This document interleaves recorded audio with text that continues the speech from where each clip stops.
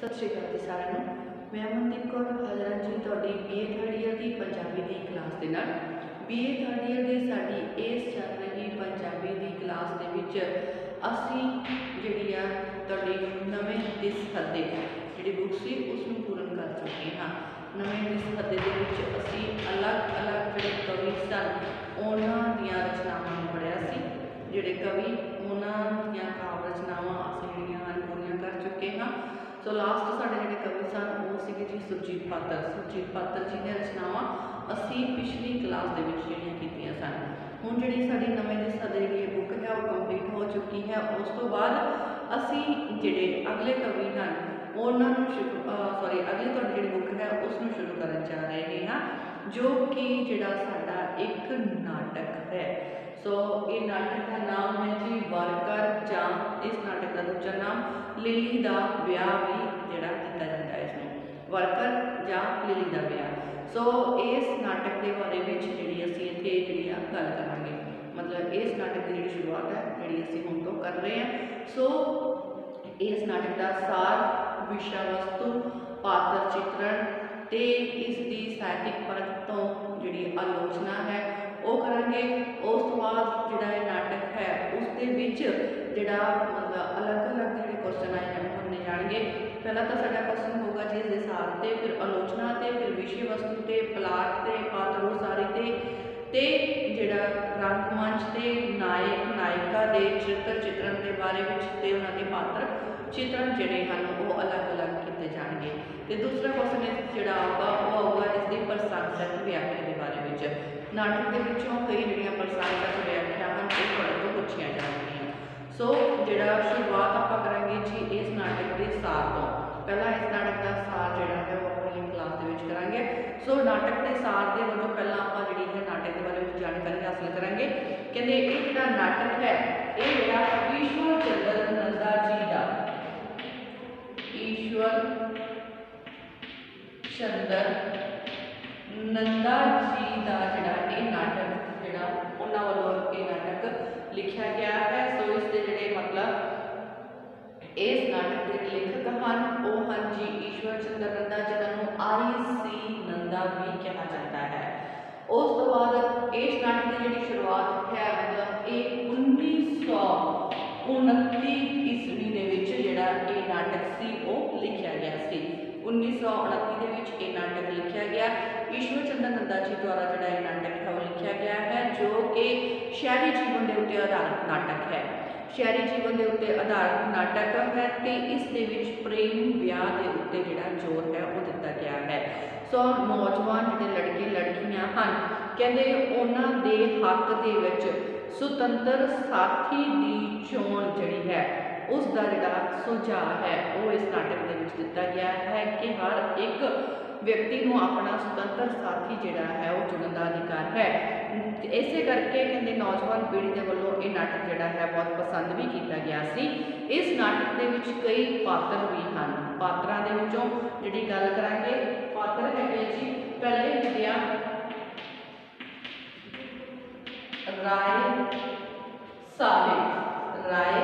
साहिब हसमुख लाल राय साहिब हसमुख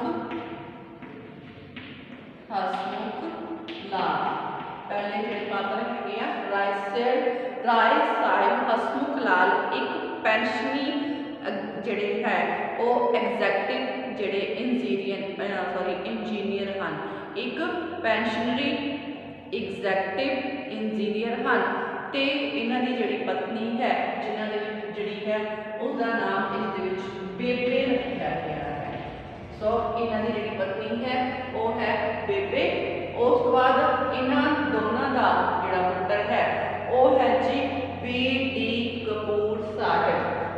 अगला पात्र है BD कपूर साहिब जिहड़े अगले हैं तो इन्हां दी जिहड़ी पत्नी है वो है जी यशोदा इन्हां दी पत्नी जिहड़ी है वो है यशोदा। उस तो बाद कहते इन्हां दी जिहड़ी है इन्हां दोनों के बच्चे जिहड़े हैं इन्हां दी पुत्री है वो है जी कंवल कुमारी, कंवल कुंवारी जिन्हों लिली भी कहा जाता है।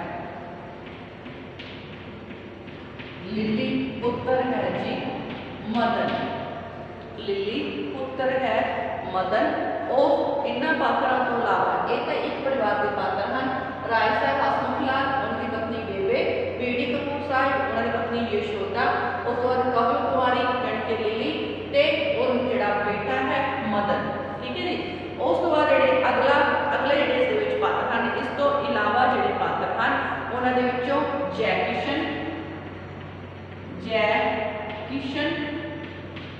जय किशन, भगत गणेशी लाल, भगत गणेशी लाल, भगत गणेशी लाल, जय किशन, भगत गणेशी लाल।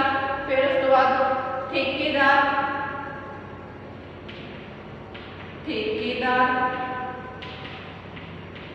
साहिब दयाल, ठेकेदार साहिब दयाल ते उसकी जिहड़ी पत्नी है भगवती, पत्नी भगवती, ठेकेदार जिहड़ा साहिब दयाल, पत्नी भगवती। राय साहब का एक नौकर जिहड़ा है उसका नाम है जी बेली, नौकर बेली। उस तो बाद नौकरानी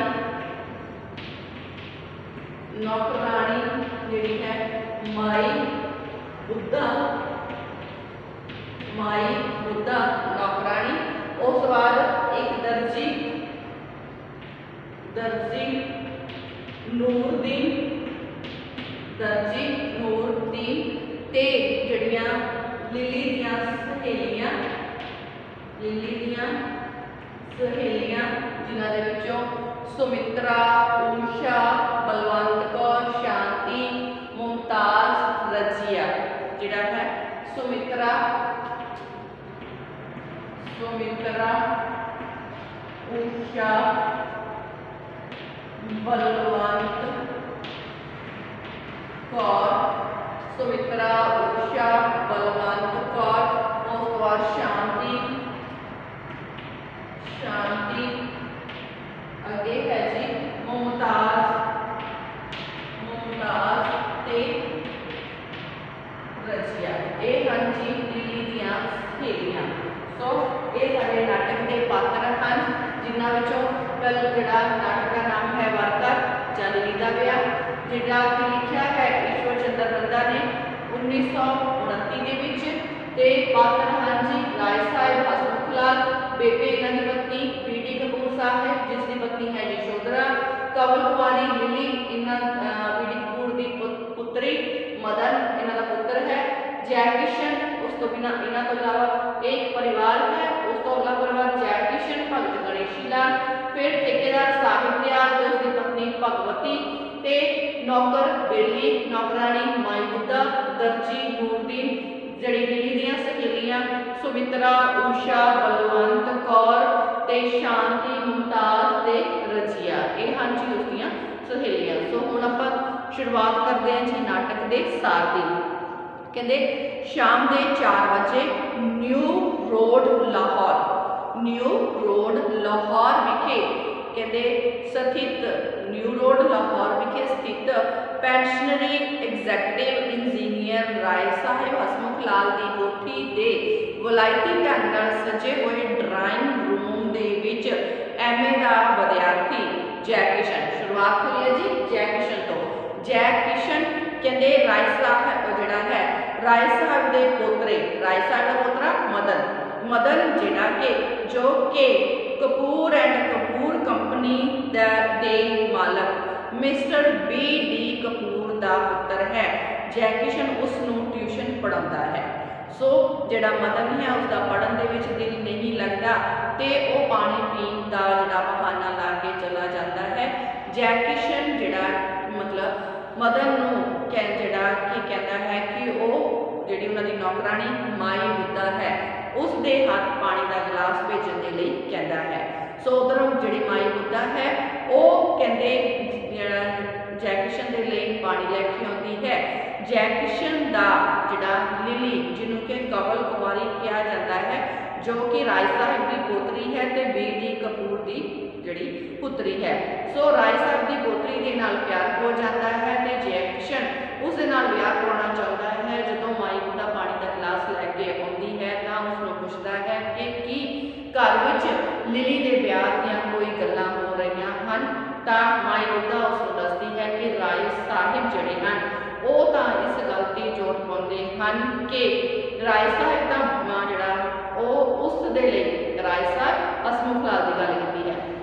राय साहिब तो उस दे लई मतलब जैकिशन के लिए पूरा जोर पाउंदे हन कि लिली का ब्याह जैकिशन नाल कर दिता जाए, पर बेबे मिस्टर जिहड़ा कपूर नहीं मानते, मतलब बेबे नहीं मानती, जाने कि हसमुख लाल जिहड़ा है राय साहिब हसमुख लाल की पत्नी तो उसका जिहड़ा पुत्र है वो दोनों नहीं मानते। सो उसके ब्याह के लिए कोई होर जिहड़ी है अपनी पसंद का मुंडा जिहड़ा वो लभना चाहते हैं। सो कहते जैकिशन माई बुद्धा के हाथ एक चिट्ठी लिख के उसनूं लिली तक पहुँचाने के लिए कहता है तो नाल ही कहता है कि उसका जो फैसला है वो इस लिख के भेज देवे। इन्ने नूं कहते राय साहिब जिहड़े हैं राय साहिब हसमुख लाल आ जाते हैं तो अपने नौकर बेली नूं हुक्का तैयार करने के लिए कराने के लिए कहते हैं तो वो जैकिशन नूं मदद के बारे में पूछते हैं तो कहते हैं कि इसका जिहड़ा पढ़न दे विच दिल नहीं लगता। राय साहिब जिहड़े हैं वो जैकिशन नूं कहते हैं कि अमीरां दे पुत्तर नहीं पढ़ते। वो जैकिशन की प्रशंसा भी करते हैं कि वह अपने पैरों के उत्ते खड़ा है तो अपना खर्चा चलाता है। जैकिशन उन्होंने अगों एक गल दसदा है कि उसके घरदियां उसने अपने घरदियां की इच्छा के अनुसार जिहड़ा कि उन्हां दे आखे लग के अनपढ़ कुड़ी दे नाल अनपढ़ पिंडू कुड़ी दे नाल बिना देखे पालिया ब्याह जिहड़ा है कराउण तो मना कर दिता सी। मतलब उसके घर में जिहड़ा है जैकिशन का विआह एक अनपढ़ कुड़ी दे नाल कराउणा चाहुंदे हन, पर जैकिशन ने उस तो ना कर दित्ती सी क्योंकि इस तरह वो खुश नहीं रह सकता सी। राय साहिब ब्याह संबंधी जिहड़ियां हन उस दियां गल्लां नाल बहुते सहमत ना होंदे हुए कहते हैं कि वोटी का नरम सुभाव की ही चंगी होनी चाहिए है भावें अनपढ़ ही क्यों ना होवे। सो जिहड़ा जैकिशन दसदा है कि उसनूं भगत गणेशी लाल जिहड़ा भगत गणेशी लाल है उस दे दफ्तर दे विच चिट्ठी पत्र का काम जिहड़ा करन दे नाल 30 रुपये जिहड़े हैं उत्थों मिल जाते हैं तो 30 रुपये उन्हों के घर के विचों मदर को पढ़ाउंदे मिल जाते हैं तो इस तरह उसका जिहड़ा खर्चा है वो जिहड़ा चल जाता है। इन्हें नूं बी.डी. कपूर साहिब भी आ जाते हैं तो जैकिशन जिहड़ा कि उत्थों टैनिस खेडण दे लई चला जाता है। हुण जिहड़ा भगत गणेशी लाल की एंट्री होती है, भगत गणेशी लाल जो कि लोगों के रिश्ते कराउण का काम करता है। सो रिश्ते कराउण विच दिलचस्पी लैण वाला आदमी है तो यह राय साहिब को दसदा है कि अजकल चंगे मुंडे नहीं लभदे। लोग अजकल पढ़िया लिखिया तो चंगे अहुदे वाला जिहड़ा मतलब चंगे अहुदे उपर लग्या होया मुंडा पसंद करते हैं तो मुंडे भी फिर पढ़िया लिखिया तो फैशनेबल कुड़ियां तो घट गल ही नहीं करते हैं। जदों साहिब बलायत वाले मतलब बी.डी. कपूर साहिब जिहड़ा है बलायत वाले मुंडे लिए कहता है तो भगत गणेशी लाल कहते हैं कि बलायत वाले मुंडियां दी तां गल ही ना पूछो। कहते वलायत वाले मुंडे तो धर्म करम तो बिल्कुल ही धर्म करम की उन्होंने बिल्कुल ही परवाह नहीं होंगी तो ना ही उन्होंने कोई अकल तमीज़ होंगी है, वो किसी की इज्जत नहीं करते। सो सब तो सही मुंडा तो उन्होंने कोल है वो है जी जैकिशन। वो हर लिहाज तो लिली के लिए सही मुंडा है, वो पढ़िया लिखिया भी है, समझदार भी है, हर किसी की इज्जत करता है, धर्म करम को मनण वाला है, इसलिए लिली का रिश्ता जिहड़ा है वो उसके नाल कर देना चाहिए है। पर राय साहिब जिहड़े हैं उसनूं दसदे हैं कि घर विच उसदी इस गल नूं कोई भी नहीं मानता, सो इस करके वो मजबूर है। सो इन्हें साहिब जिहड़ा है वो आ जाता है तो भगत गणेशी लाल जिहड़े हैं वो चले जाते हैं। राय साहिब ट्रिब्यून अखबार पढ़ते हैं तो साहिब जिहड़ा है वो चिट्ठियां वेखदा है, जिहड़ा बी.डी. कपूर साहिब है वो चिट्ठियां वेखण लग जाता है। राय साहिब अखबार विच रिश्तिਆਂ संबंधी इश्तिहार नूं पढ़ के उन्हां विच मुंडिਆਂ ਵੱਲੋਂ कीतियां गईयां मंगां नूं देख के कहते हैं कि ये लोग पागल हो गए हैं। वो कहता है कि इस साहिब दसदा है कि ਇੰਗਲੈਂਡ ਰਿਟਰਨ ਲੜਕਾ ਚਾਹੀਦਾ ਹੈ। ਪਰ ਜਿਹੜੀ ਵੀ ਚਿੱਠੀ ਖੋਲ੍ਹਦਾ ਹੈ ਉਸ ਵਿੱਚ ਲਿਖਿਆ ਆਉਂਦਾ ਹੈ ਕਿ ਉਸ ਨੂੰ ਇੰਗਲੈਂਡ ਭੇਜ ਦਿਓ। ਮਤਲਬ ਜਿਹੜਾ ਬੀਡੀ ਕਪੂਰ ਸਾਹਿਬ ਹੈ ਉਹ ਤਾਂ ਇੰਗਲੈਂਡ ਰਿਟਰਨ ਮੁੰਡਾ ਚਾਹੁੰਦਾ ਹੈ, ਪਰ ਜਿਹੜੀ ਵੀ ਚਿੱਠੀ ਉਹ ਖੋਲ੍ਹਦਾ ਹੈ ਉਸ ਦੇ ਵਿੱਚ ਇਹ ਹੀ ਲਿਖਿਆ ਮਿਲਦਾ ਹੈ ਕਿ ਉਸ ਮੁੰਡੇ ਨੂੰ ਇੰਗਲੈਂਡ ਭੇਜ ਦਿਓ। ਸੋ ਸਾਹਿਬ ਦਾ ਕਹਿਣਾ ਹੈ ਕਿ ਲਿਲੀ ਨੂੰ ਇੰਨਾ ਪੜ੍ਹਾਇਆ ਲਿਖਾਇਆ ਕਿਸ ਵਾਸਤੇ ਹੈ, ਇਸ ਕਰਕੇ ਉਸ ਦੀਆਂ ਇੱਛਾਵਾਂ ਦਾ ਵੀ ਖਿਆਲ ਰੱਖਣਾ ਜ਼ਰੂਰੀ ਹੈ। ਜਿੱਥੇ ਜਾਵੇ ਉੱਥੇ ਨੌਕਰ ਚਾਕਰ ਹੋਣ, ਸਵਾਰੀ ਲਈ ਮੋਟਰ ਹੋਵੇ, ਘਰਾਣਾ ਵੀ ਵੱਡਿਆਂ ਦਾ ਹੋਣਾ ਚਾਹੀਦਾ ਹੈ, ਵੱਡੀਆਂ ਰਿਸ਼ਤੇਦਾਰੀਆਂ ਵਾਲਾ ਹੋਣਾ ਚਾਹੀਦਾ ਹੈ। ਜਦੋਂ ਰਾਏ ਸਾਹਿਬ ਉਸ ਨੂੰ ਲਿਲੀ ਦਾ ਵਿਆਹ ਜੈ ਕਿਸ਼ਨ ਦੇ ਨਾਲ ਕਰਨ ਨੂੰ ਕਹਿੰਦੇ ਹਨ ਤਾਂ ਸਾਹਿਬ ਕਹਿੰਦਾ ਹੈ ਕਿ ਮਾਮੂਲੀ ਥਾਂ ਤੇ ਸ਼ਾਦੀ ਕਰਦਿਆਂ ਉਸ ਨੂੰ ਸ਼ਰਮ ਆਉਂਦੀ ਹੈ। ਉਸ ਨੂੰ ਕੋਈ ਕਾਹਲੀ ਨਹੀਂ ਹੈ, ਉਸ ਦੀ ਧੀ ਲਿਲੀ ਜਿਹੜੀ ਹੈ ਉਹ 2-3 ਸਾਲ ਹੋਰ ਉਡੀਕ ਸਕਦੀ ਹੈ। ਸੋ ਰਾਏ ਸਾਹਿਬ ਇਸ ਗੱਲ ਨਾਲ ਸਹਿਮਤ ਨਹੀਂ ਹੁੰਦਾ। ਉਸ ਤੋਂ ਬਾਅਦ ਅੱਗੇ ਵਾਰੀ ਆਉਂਦੀ ਹੈ ਜੀ ਲਿਲੀ ਦੀ ਦਾਦੀ, ਜਾਣੀ ਕਿ ਬੇਬੇ ਦੀ। ਬੇਬੇ ਰਾਏ ਸਾਹਿਬ ਨੂੰ ਕਹਿੰਦੀ ਹੈ ਕਿ ਤੁਹਾਨੂੰ ਲਿਲੀ ਦੇ ਵਿਆਹ ਬਾਰੇ ਕੋਈ ਫਿਕਰ ਨਹੀਂ ਹੈ, ਕੋਠੇ ਜਿੱਡੀ ਘਰੇ ਬੈਠੀ ਹੈ, ਤੁਸੀਂ ਬੜੇ ਆਰਾਮ ਦੇ ਨਾਲ ਬੈਠੇ ਹੋ। ਉਹ ਕਹਿੰਦੀ ਹੈ ਕਿ ਅੱਜ ਤੋਂ ਲਿਲੀ ਨੂੰ ਘਰੋਂ ਬਾਹਰ ਨਹੀਂ ਨਿਕਲ ਜਾਣ ਦੇਣਾ, ਨਾ ਹੀ ਪੜ੍ਹਾਈ ਕਰਨ ਲਈ ਕਾਲਜ ਜਾਣ ਦੀ ਲੋੜ ਹੈ, ਸਗੋਂ ਇਸ ਦਾ ਕਿਧਰੇ ਜਿਹੜਾ ਵਿਆਹ ਕਰ ਦੇਣਾ ਚਾਹੀਦਾ ਹੈ। ਰਾਏ ਸਾਹਿਬ ਜਦੋਂ ਜੈ ਕਿਸ਼ਨ ਦੇ ਬਾਰੇ ਗੱਲ ਤੋਰਦਾ ਹੈ ਤਾਂ ਬੇਬੇ ਉਸ ਉੱਚੇ ਤੇ ਅਮੀਰ ਖਾਨਦਾਨ ਦੀ ਜਿਹੜੀ ਗੱਲ ਹੈ ਉਹ ਕਰਨ ਬੈਠ ਜਾਂਦੀ ਹੈ। ਉੱਚੇ ਤੇ ਅਮੀਰ ਖਾਨਦਾਨ ਦੇ ਅਭਿਮਾਨ ਨੂੰ ਲੈ ਕੇ ਰਾਏ ਸਾਹਿਬ ਦੀ ਅਕਲ ਨੂੰ ਕੋਸਣਾ ਸ਼ੁਰੂ ਕਰ ਦਿੰਦੀ ਹੈ।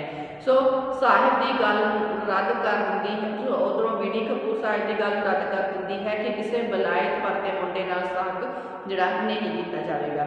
ਸੋ ਅਖੀਰ ਜਿਹੜਾ ਹੈ ਬੀਡੀ ਕਪੂਰ ਸਾਹਿਬ ਨੂੰ ਬੇਬੇ ਦੀ ਜਿੱਦ ਅੱਗੇ ਝੁਕਣਾ ਹੀ ਪੈਂਦਾ ਹੈ ਤੇ ਉਸਦੀ ਜਿਹੜੀ ਜਿੱਦ ਉਹ ਹੈ ਕਿ ਲਿਲੀ ਦਾ ਸ਼ਗਨ ਜਿਹੜਾ ਹੈ ਠੇਕੇਦਾਰ ਦੇ BA ਫੇਲ ਮੁੰਡੇ ਦੀ ਝੋਲੀ ਵਿੱਚ ਪਾਉਣ ਦੇ ਲਈ ਤਿਆਰ ਹੋ ਜਾਂਦੇ ਹਨ। ਸੋ ਪਰ ਉਹ ਚਾਹੁੰਦੇ ਹਨ ਕਿ ਜਿਹੜਾ ਬੀਡੀ ਕਪੂਰ ਹੈ ਉਹ ਚਾਹੁੰਦਾ ਹੈ ਕਿ ਦੋਨੋਂ ਜਾਣੇ ਹਨੀਮੂਨ ਤਾਂ ਯੂਰਪ ਵਿੱਚ ਹੀ ਮਨਾਉਣਗੇ। ਇਸ ਰਿਸ਼ਤੇ ਤੋਂ ਸਾਹਿਬ ਦਿਆਲ ਬਹੁਤ ਖੁਸ਼ ਹੁੰਦਾ ਹੈ। ਠੇਕੇਦਾਰ ਜਿਹੜਾ ਸਾਹਿਬ ਦਿਆਲ ਹੈ ਉਹ ਬਹੁਤ ਖੁਸ਼ ਹੁੰਦਾ ਹੈ। ਉਸ ਦੀ ਪਤਨੀ ਭਗਵਤੀ ਜਿਹੜੀ ਹੈ ਉਹ ਜਰਾ ਵੀ ਖੁਸ਼ ਨਹੀਂ ਹੁੰਦੀ, ਕਿਉਂਕਿ ਉਹ ਆਪਣੀ ਪਸੰਦ ਦੀ ਕੁੜੀ ਦੇ ਨਾਲ ਆਪਣੇ ਮੁੰਡੇ ਦਾ ਜਿਹੜਾ ਵਿਆਹ ਹੈ ਉਹ ਕਰਨਾ ਚਾਹੁੰਦੀ ਹੈ। ਤੇ ਠੇਕੇਦਾਰ ਸਾਹਿਬ ਦਿਆਲ ਇਸ ਰਿਸ਼ਤੇ ਤੋਂ ਇਸ ਲਈ ਖੁਸ਼ ਹੈ ਕਿਉਂਕਿ ਉਸ ਨੂੰ ਕਈ ਹੋਰ ਠੇਕੇ ਜਿਹੜੇ ਹੈ ਮਿਲਣ ਦੀ ਆਸ ਹੋ ਜਾਂਦੀ ਹੈ, ਜਿਸ ਤੋਂ ਉਸ ਨੂੰ ਬਹੁਤ ਜ਼ਿਆਦਾ ਜਿਹੜੀ ਮਤਲਬ ਫਾਇਦੇ ਦੀ ਸੰਭਾਵਨਾ ਜਿਹੜੀ ਬਣਦੀ ਦਿਖਾਈ ਦਿੰਦੀ ਹੈ। ਕਿ ਉਸ ਤੋਂ ਬਾਅਦ ਉਸ ਦੀ ਜਿਹੜੀ ਪਤਨੀ ਹੈ ਉਹ ਜਿਹੜੀ ਹੈ ਆਪਣੇ ਮੁੰਡੇ ਦਾ ਵਿਆਹ ਭਾਨ ਮੱਲ ਦੀ ਸੋਹਣੀ ਜਿਹੜੀ ਕੁੜੀ ਹੈ ਉਸ ਨਾਲ ਕਰਨਾ ਚਾਹੁੰਦੀ ਹੈ, ਜਿੱਥੋਂ ਉਸ ਨੂੰ ਬਹੁਤ ਜ਼ਿਆਦਾ ਦਾਜ ਜਿਹੜੀ ਹੈ ਮਿਲਣ ਦੀ ਆਸ ਹੁੰਦੀ ਹੈ। ਸੋ ਉਸ ਜਿਹੜਾ ਮਤਲਬ ਉੱਥੇ ਜਿਹੜਾ ਜਦੋਂ ਗੱਲ ਹੁੰਦੀ ਹੈ, ਜਿਸ ਸਮੇਂ ਠੇਕੇਦਾਰ ਸਾਹਿਬ ਦਿਆਲ ਕਹਿੰਦੇ ਤੋਂ ਉਸ ਦੀ ਪਤਨੀ ਭਗਵਤੀ ਜਿਹੜੀ ਹੈ ਇਸ ਰਿਸ਼ਤੇ ਬਾਰੇ ਗੱਲ ਕਰ ਰਹੇ ਹੁੰਦੇ ਹੈ, ਜਿਸ ਸਮੇਂ ਠੇਕੇਦਾਰ ਸਾਹਿਬ ਦਿਆਲ ਤੇ ਭਗਵਤੀ ਜਿਹੜੀ ਹੈ ਉਹਨਾਂ ਦੀ ਪਤਨੀ ਭਗਵਤੀ ਜਿਹੜੇ ਇਸ ਰਿਸ਼ਤੇ ਦੇ ਬਾਰੇ ਉਹਨਾਂ ਦੇ ਮੁੰਡੇ ਦੇ ਤੇ ਲਿਲੀ ਦੇ ਰਿਸ਼ਤੇ ਦੀ ਗੱਲ ਕਰ ਰਹੇ ਹੁੰਦੇ ਹਨ, ਤਾਂ ਉਸੇ ਸਮੇਂ ਜੈ ਕਿਸ਼ਨ ਜਿਹੜਾ ਕਿ ਉੱਥੇ ਆ ਜਾਂਦਾ ਹੈ। ਜੈ ਕਿਸ਼ਨ ਸਾਹਿਬ ਦਿਆਲ ਨੂੰ ਆ ਕੇ ਜਿਹੜਾ ਕਹਿੰਦਾ ਹੈ ਕਿ ਉਹ ਉਸ ਨਾਲ ਕੋਈ ਪੜ੍ਹਦੇ ਵਾਲੀ ਜਿਹੜੀ ਗੱਲ ਕਰਨੀ ਚਾਹੁੰਦਾ ਹੈ, ਪਰ ਉਹ ਉਸ ਦੇ ਨਾਲ ਵਾਅਦਾ ਕਰੇ ਕਿ ਇਸ ਗੱਲ ਨੂੰ ਉਹ ਸਿਰਫ ਤੇ ਸਿਰਫ ਆਪਣੇ ਤੱਕ ਹੀ ਰੱਖੇਗਾ। ਜੈ ਕਿਸ਼ਨ ਜਿਹੜਾ ਕਿ ਲਿਲੀ ਦੇ ਸਹੁਰਿਆਂ ਦੇ ਘਰੇ ਠੇਕੇਦਾਰ ਸਾਹਿਬ ਦਿਆਲ ਦੇ ਘਰੇ ਜਿਹੜਾ ਪਹੁੰਚ ਜਾਂਦਾ ਹੈ। ਸੋ ਉਹਨਾਂ ਨੂੰ ਦੱਸਦਾ ਹੈ ਕਿ ਜਿਸ ਲੜਕੇ ਨਾਲ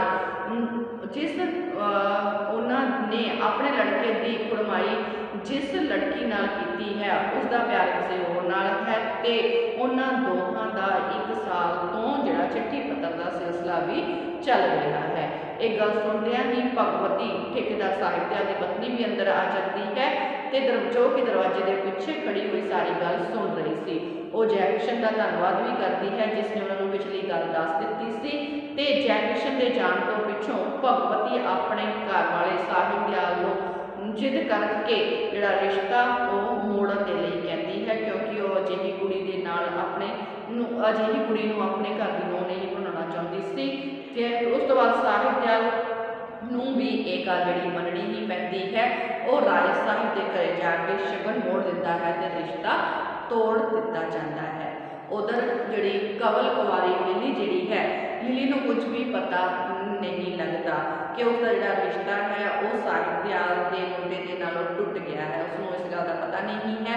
कंवल कुमारी लिली अपन सहेलियां नूं जदों उसनूं वधाई दिंदियां हन ते गाने गाउंदियां हन तां कमल उन्होंने कंवल जिहड़ी है उन्होंने मना कर दिंदी है ते वो कहती है कि ये जिहड़ा रिश्ता है उसकी मर्जी जिहड़ी पसंद के अनुसार नहीं होया, घरदियां ने उसकी पसंद की जिहड़ी है कोई परवाह नहीं की। पर जदों कमल नूं इस गल का पता लगता है कि जै किशन ने साहिब दयाल नूं उन्हां दोहां दे बारे विच दस के दिता है ते साहिब दयाल ने शगन मोड़ दिता है तो रिश्ता टुट गया है, तो कमल जिहड़ी है वो बहुत ज़्यादा खुश हो जाती है। सो इस गल का हुण ठेकेदार साहिब दयाल ने शगन मोड़ दिता है, बेबे नूं पता नहीं लगता। सो बेबे जिहड़ी कि विआह दीआं तैयारियां दे विच लगी हुई है, जदों अपने मतलब बेबे हुण जिहड़ी कि वो विआह दीआं तैयारियां दे विच लगी हुई है। सो जदों वो अपने जिहड़ा पुत्र है मतलब अपने लड़के नूं लिली दा जिहड़ा पिता है बीडी कपूर नूं इह गल दसदे हन कि ठेकेदार साहिब दयाल ने यह कह के हुण राय साहब जिहड़ा है वो अपने पुत्र नूं यह गल दस रहा है कि ठेकेदार साहिब दयाल ने यह कह के सगन मोड़ दिता है कि लिली किसी होर मुंडे नूं पसंद करती है, तो दोहां दा जिहड़ा 1 साल तो जिहड़ा चिट्ठी पत्र का सिलसिला है वो भी चल रहा है। जदों साहिब दयाल ते उसने उस मुंडे बारे पूछया तां सब औरतां इस सब कुछ के बारे विच साफ जिहड़ा है इह दस्सण तो बिल्कुल भी इनकार कर दिता। ठेकेदार जिहड़ा है साहिब दयाल ने उन्होंने उस मुंडे के बारे में दस्सण तो मना कर दिता है। हुण तू दस किवें करिए, राय साहिब हसमुख लाल अपने पुत्र बीडी कपूर नूं पुछदा है तां इन्हां दोनां दीआं गल्लां जिहड़ियां है वो बेबे सुण लैंदी है ते दोहां नूं बुरा भला भी कहती है। वो कहती है कि मैं तां तुहानूं इन्नी वारी कहा सी कि इस कुड़ी नूं बहुता ना पढ़ाओ, ना अज ये इन्नी पढ़ी लिखी हुंदी ते ना ही ये चिट्ठियां लिखण जोगी हुंदी।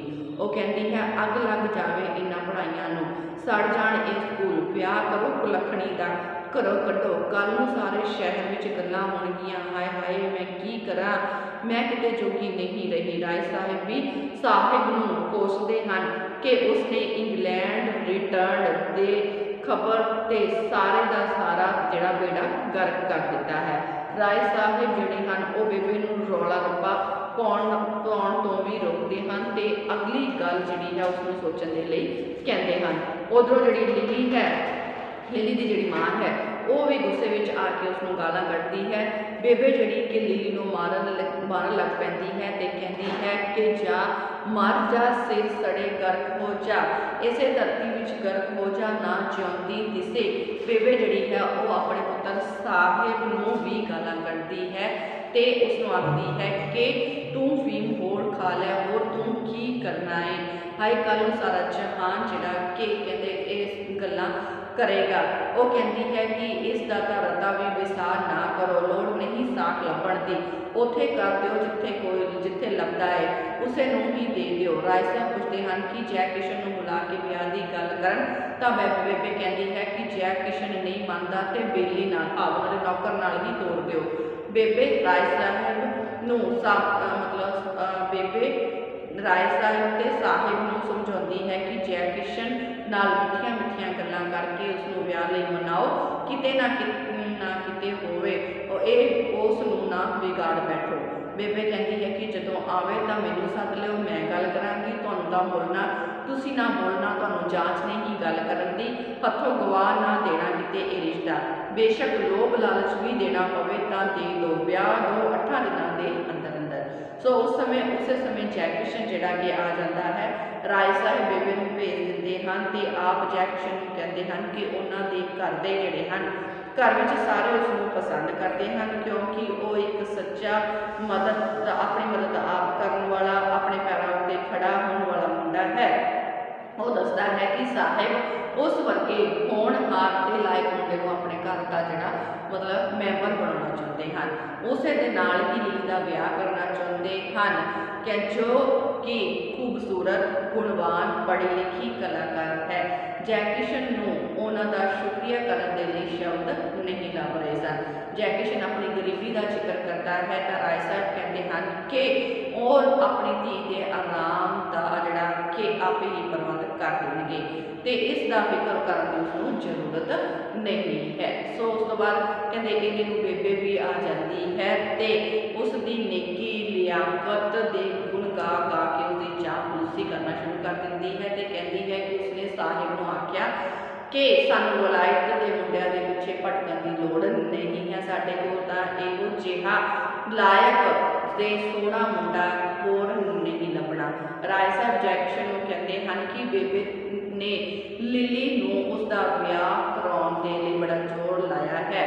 ਬੇਬੇ ਜੈਕਸ਼ਨ ਨੂੰ ਕਹਿੰਦੀ ਹੈ ਕਿ ਉਸਦੀ ਗਰੀਬੀ ਭਰੀ ਹਾਲਤ ਨੂੰ ਸਮਝਦੇ ਹਨ, ਇਸ ਕਰਕੇ ਉਸ ਨੂੰ ਘਰ ਜਵਾਈ ਬਣਾ ਕੇ ਰੱਖਣਗੇ। ਇਹ ਸੁਣ ਕੇ ਰਾਏ ਸਾਹਿਬ ਜੈਕਿਸ਼ਨ ਨੂੰ ਕਹਿੰਦੇ ਹਨ, ਲੈ ਭਾਈ ਜੈਕਿਸ਼ਨ, ਹੁਣ ਤੇਰੀਆਂ 5 ਉਂਗਲਾਂ ਘਿਓ ਦੇ ਵਿੱਚ ਹਨ, ਤੂੰ ਬਹੁਤ ਖੁਸ਼ਕਿਸਮਤ ਹੈ। ਇੰਨੇ ਨੂੰ ਭਗਤ ਗਣੇਸ਼ੀ ਲਾਲ ਜਿਹੜੇ ਹਨ ਉਹ ਵੀ ਆ ਜਾਂਦੇ ਹਨ ਤੇ ਉਹ ਦੱਸਦੇ ਹਨ ਕਿ ਉਹ ਬਿਮਾਰ ਹੋਣ ਦੇ ਕਾਰਨ ਕੁਝ ਸਮਾਂ ਜਿਹੜੇ ਹਨ ਛੇਤੀ ਨਹੀਂ ਆ ਸਕੇ ਸਨ। ਰਾਏ ਸਾਹਿਬ ਉਹਨਾਂ ਨੂੰ ਦੱਸਦਾ ਹੈ ਕਿ ਉਹਨਾਂ ਨੇ ਉਸਦੀ ਜਿਹੜੀ ਗੱਲ ਹੈ ਉਸ ਨੂੰ ਮੰਨ ਲਿਆ ਹੈ ਤੇ ਭਗਤ ਗਣੇਸ਼ੀ ਲਾਲ ਜੀ ਦੱਸਦੇ ਹਨ ਕਿ ਉਹ ਪਰਦੇਸ ਜਾ ਕੇ ਬਿਮਾਰ ਹੋ ਗਏ ਸਨ ਤੇ ਆਪਣਾ ਅੰਤਿਮ ਸਮਾਂ ਨੇੜੇ ਆਉਂਦਾ ਦੇਖ ਕੇ ਕਹਿੰਦਾ ਤੇ ਉਹਨਾਂ ਨੂੰ ਆਪਣਾ ਅੰਤਿਮ ਸਮਾਂ ਜਿਹੜਾ ਨੇੜੇ ਆਉਂਦਾ ਦਿਖਾਈ ਦਿੱਤਾ। ਉਹਨਾਂ ਸੋਚਿਆ ਕਿ ਇੰਨਾ ਕਮਾਇਆ ਹੋਇਆ ਤੇ ਜੋੜਿਆ ਹੋਇਆ ਕਿਸ ਕੰਮ ਆਵੇਗਾ, ਜੇਕਰ ਇਸੇ ਵੇਲੇ ਫੂਕ ਨਿਕਲ ਜਾਵੇ ਤਾਂ ਪਿੱਛੋਂ ਪਾਣੀ ਪਿਆਉਣ ਵਾਲਾ ਵੀ ਕੋਈ ਨਹੀਂ ਰਹੇਗਾ। ਉਹਨਾਂ ਉਸ ਵੇਲੇ ਰੱਬ ਅੱਗੇ ਬੇਨਤੀ ਕੀਤੀ ਕਿ ਇੱਕ ਵਾਰ ਬਖਸ਼ ਦੇ ਤਾਂ ਅੱਗੋਂ ਉਹ ਆਪਣੇ ਪਾਣੀ ਪਿਲਾਉਣ ਵਾਲੇ ਦਾ ਇੰਤਜ਼ਾਮ ਕਰ ਲੈਣਗੇ। ਇਹ ਸੁਣ ਕੇ ਸਾਰੇ ਖੁਸ਼ ਹੋ ਜਾਂਦੇ ਹਨ ਤੇ ਬੇਬੇ ਕਹਿੰਦੀ ਹੈ ਕਿ ਉਹਨਾਂ ਦੀ ਕੁੜੀ ਇੰਨੀ ਖੁਸ਼ਕਿਸਮਤ ਹੈ ਕਿ ਉਹਨਾਂ ਦਾ ਨਾਂ ਲੈਂਦਿਆਂ ਹੀ ਜੈਕਿਸ਼ਨ ਦੇ ਭਾਗ ਖੁੱਲ੍ਹ ਗਏ ਹਨ ਤੇ ਉਦੋਂ ਜਿਹੜਾ ਭਗਤ ਗਣੇਸ਼ੀ ਲਾਲ ਹੈ ਉਹ ਵੀ ਜਿਹੜਾ ਮਤਲਬ ਜੈਕਿਸ਼ਨ ਨੂੰ ਆਪਣਾ ਜਿਹੜਾ ਗੋਦ ਲਿਆ ਪੁੱਤਰ ਮੰਨ ਲੈਂਦਾ ਹੈ। ਸੋ ਪਾਣੀ ਪਿਲਾਉਣ ਦਾ ਪ੍ਰਬੰਧ ਕਰ ਲੈਣ ਦੀ ਗੱਲ ਜਦੋਂ ਹੁੰਦੀ ਹੈ ਤਾਂ ਉਹ ਕਹਿੰਦਾ ਹੈ ਕਿ ਜੈਕਿਸ਼ਨ ਨੂੰ ਉਹ ਆਪਣਾ ਪੁੱਤਰ ਬਣਾਉਣਾ ਚਾਹੁੰਦਾ ਹੈ ਤੇ ਬੇਬੇ ਉਸ ਨੂੰ ਜਿਹੜੀ ਹੈ ਜੈਕਿਸ਼ਨ ਨੂੰ ਖੁਸ਼ਕਿਸਮਤ ਕਹਿੰਦੀ ਹੋਈ ਉਸ ਨੂੰ ਕਹਿੰਦੀ ਹੈ ਕਿ ਉਸ ਦਾ ਰਿਸ਼ਤਾ ਲਿਲੀ ਨਾਲ ਹੁੰਦਾ ਹੈ, ਉਸਦੇ ਭਾਗ ਖੁੱਲ੍ਹ ਗਏ ਹਨ।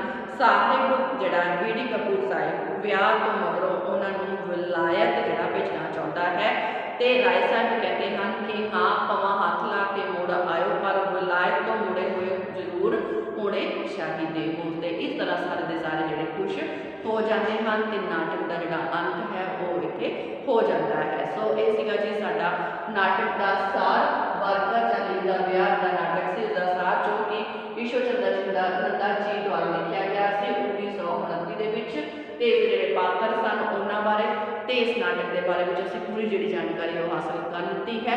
ਸੋ ਇਸ ਨਾਟਕ ਦਾ ਜਿਹੜਾ ਸਾਰ ਸੀ ਉਹ ਅੱਜ ਇੱਥੇ ਸਮਾਪਤ ਹੁੰਦਾ ਹੈ। ਨਾਟਕ ਦਾ ਜਿਹੜਾ ਅਗਲਾ ਕੁਐਸਚਨ ਜਾਣੀ ਵਿਸ਼ਾ ਵਸਤੂ ਉਹ ਅਸੀਂ ਤੁਹਾਡੀ ਕੱਲ੍ਹ ਦੀ ਕਲਾਸ ਦੇ ਵਿੱਚ ਲੈ ਕੇ ਹਾਜ਼ਰ ਹੋਵਾਂਗੇ। ਸੋ ਨਾਲ ਦੀ ਨਾਲ ਸਾਡੀ ਜਿਹੜੀ ਕਲਾਸ ਹੈ ਉਸ ਨੂੰ ਵੀ ਇੱਥੇ ਹੀ ਸਮਾਪਤ ਕਰਾਂਗੇ। ਮਿਲਦੇ ਹਾਂ ਸਾਡੀ ਅਗਲੀ ਕਲਾਸ ਦੇ ਵਿੱਚ। ਧੰਨਵਾਦ ਜੀ।